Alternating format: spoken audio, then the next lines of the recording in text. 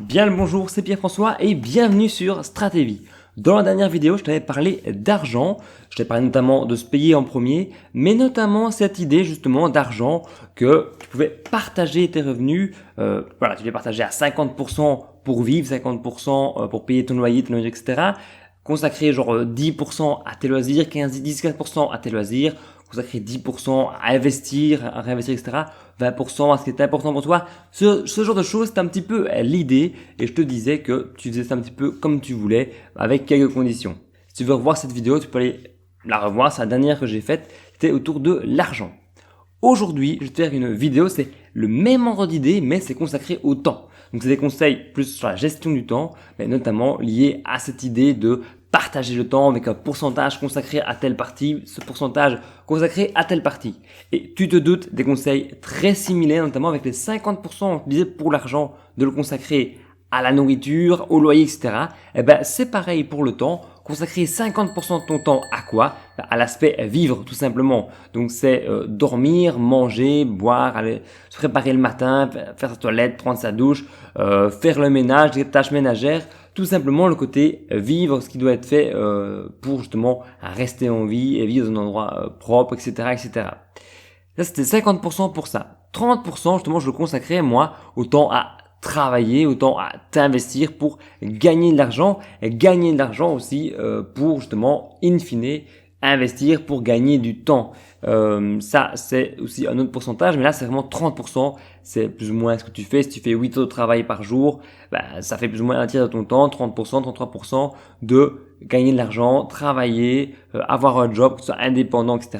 Même si c'est 30% de ton temps, ne serait-ce qu'un tiers sur une semaine, tu fais bien plus qu'une semaine de 40 heures. Donc, tu serais consacré 30% de son temps au côté vraiment gagner de l'argent, au boulot, au business, ce genre de choses. Après, je mettais 10% toujours ce temps que je mets de manière obligatoire. C'est un peu comme l'argent, mais là, c'est 10% consacré au loisir, à la détente, à faire des pauses, au social, aux personnes. L'air de rien, ça fait quand même 2h20, 2h30 par jour uniquement consacré à ça.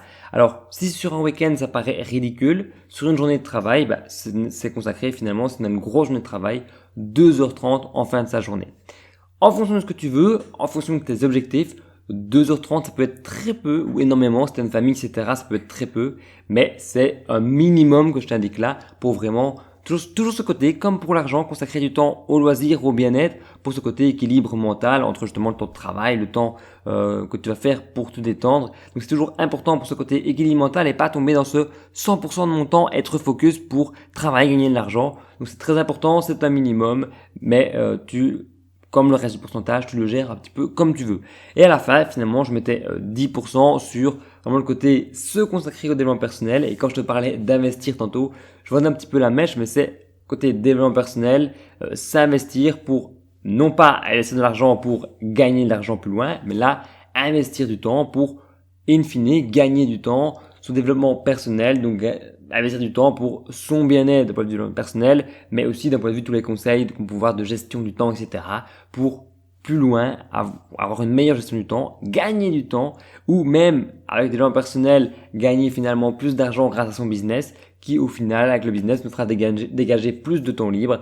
C'est un peu aussi l'objectif de ces 10%, travailler sur soi, travailler sur son temps, travailler pour justement avoir une meilleure optimisation de son temps. C'est un petit peu les conseils que je te donnais. Comme l'autre, c'est plus ou moins le même équilibre, 50% pour le vital, le reste un petit peu réparti pour l'investissement, pour le loisir.